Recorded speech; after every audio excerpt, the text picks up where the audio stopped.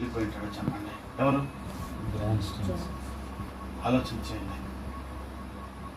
Surrender అయ్యాడా? వెనక్కి వచ్చాడా?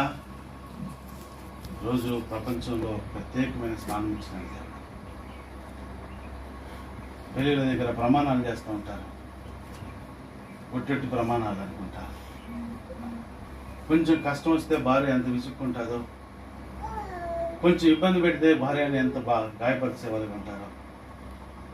భార్యాభర్తల మధ్య ఇట్లుంటే మన ప్రియరక్షకుడిని యేసుక్రీస్తు ప్రభువారిని చెప్పండి. ఒకసారి ఆలోచన చేద్దాం. ఎన్నిసార్లు ప్రభు అప్పగించుకుంటూ బయటికి దేవుని రాజ్యాన్ని కోల్పోతూ వచ్చాము. ఈరోజు తీర్మానం చేసుకుందాం. చిన్న మొక్క ఇక్కడ పుట్టడానికి దేవుడు సాయం చేశాడు. ఇందులో నా పాత్ర, నువ్వు అప్పగించింది ఏమైతే ఉందో దాన్ని నేను చేస్తాను. ఈ ప్రభుత్వం తీర్మానం చేసుకోవాలి. రండి.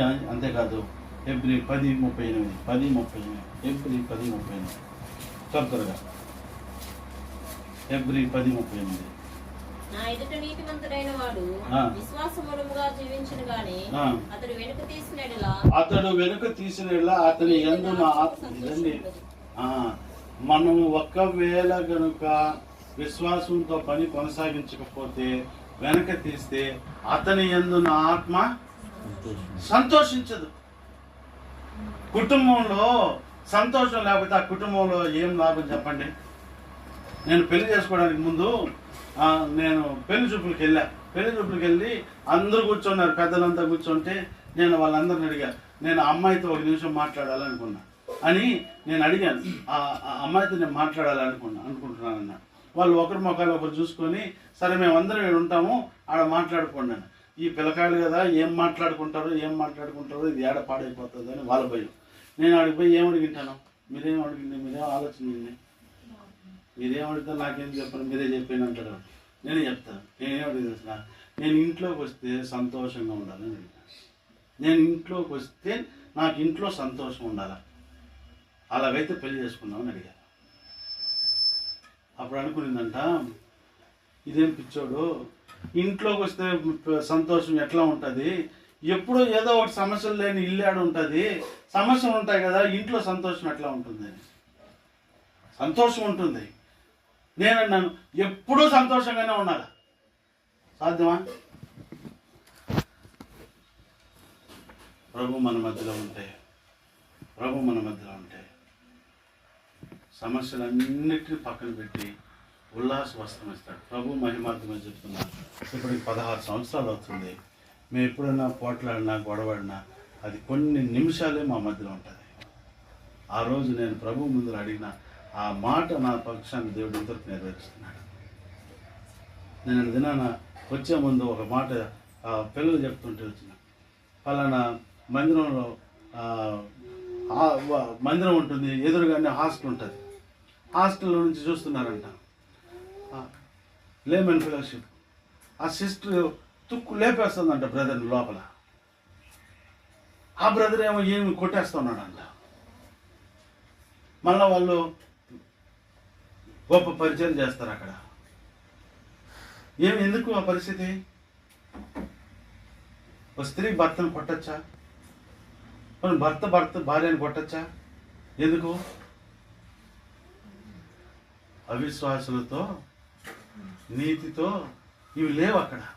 వాటితో జోడు. పైకి భక్తిపరులమే, పైకి క్రైస్తవులమే, కానీ మన మధ్యలో ఆయన లేడు. కనుక ఈ పరిస్థితి, కనుక ఇక్కడ రాయబడుతూ వచ్చింది, నా ఆత్మకు అలాంటి పరిస్థితుల మధ్యలో దేవుని ఆత్మ మన మధ్యలో సంతోషించదు. అందుకే ఆత్మను ఆర్పివేయుడి, ఆత్మను దుఃఖపరచుకుడు అంటాడు. కనుక మన ప్రయాణం ఎలా ఉండాలంటే దేవుని ఆత్మను సంతోషింపజేసేది, ఈ భౌతికమైన వాటిని బట్టి కాదు, దేవుని ఆత్మను సంతోషింపజేసేది ఉండాలి మన ప్రయాణం. అంతేకాదంట, ఇలాగిన ప్రయాణం చేసే వాళ్ళని ఏం చేస్తాడంటే, రండి చూద్దాం రండి. యెషయా గ్రంథము 51వ అధ్యాయం. యెషయా 51వ అధ్యాయం 11వ వచనం. యెషయా 51:11 చదవండి. యెహోవా విమోచించిన వారు ఎప్పుడైతే ఈ దేవుని ఆత్మను ఆనందింపజేస్తామో, మనం చూస్తూ వచ్చినాం, ఆ అమ్మోనీయులు కానీ, మోయాబీయులు కానీ, గిర్గేషీయులు కానీ, వీళ్ళతో అనగా ఈ స్వభావం కలిగిన వారితో మనకు జోడి కట్టకుండా ఉంటామో, అవిశ్వాసాలతో సాంగత్యం చేయకుండా ఉంటామో, అప్పుడు ఏం చేస్తారంటే సియోనికి వాళ్ళ యొక్క సంగీత నాదముతో తిరిగి వస్తారంట. ఎప్పుడు ఎలా ఉంటుందంటే వాళ్ళది జీవితాలు, వారి యొక్క ప్రయాణం నిత్యానందము వారి తలల మీద ఉంటుంది. ఇప్పుడు ఏముంటుంది వాళ్ళ మీద? సియోన్ అనగా సంఘం. ఈ సంఘం ఏంటంటే ఈ సంఘం ఆయన సిద్ధపరచుకుంటున్నాడు. ఈ సంఘం కోసమే, సియోన్ కోసమే రేపు రాబోతున్నాడు ఆయన. సియోన్ను తీసుకెళ్లి ఆయన కుడిపార్శ్వన కూర్చోబెట్టుకోవడం కొరకే, సియోన్ను తీసుకెళ్లి ఆ యొక్క మధ్య ఆకాశంలో విందు చేయడం కొరకే, ఈ సియోనుతో వివాహం చేసుకోవడం కొరకే ఆయన తిరిగి రాబోతున్నాడు. ఈ సియోనికి ఏమి ఇవ్వబోతున్నాడంటే నిత్యానందం వాళ్ళ తలల మీద ఉంటుందంట.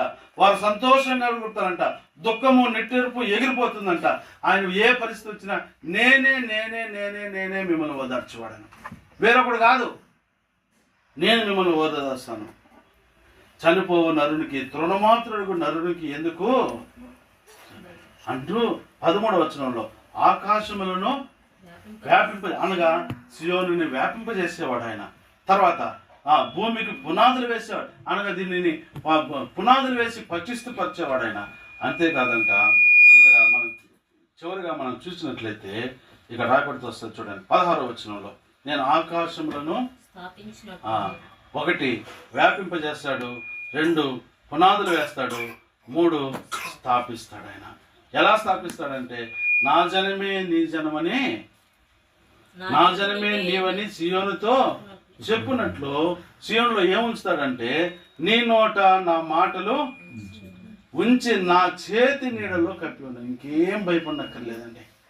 ఏం చేస్తాడంటే సంఘాన్ని ఆయన చేతి నీడలో కప్పి ఉంచుతాడంట. అంతే గొప్ప ధన్యత దేవుడు నాకు, నీకు, మనకు ఇవ్వబోతున్నాడు. అయితే ఈయన మన మధ్యలో, జీవం గల దేవుడు మన మధ్యలో ఉండాలంటే మనం ముందు చూసినటువంటి గుణలక్షణాలన్నీ మనం కలిగి ఉండాలి. ఎప్పుడైతే ఆ గుణలక్షణాలు మనం కలిగి ఉంటామో ఆ జీవం గల దేవుడు మనలో ఉంటాడు. ప్రాముఖ్యంగా ఎప్పుడైతే ఆయన ఇంట్లో మనం ఉంటామో,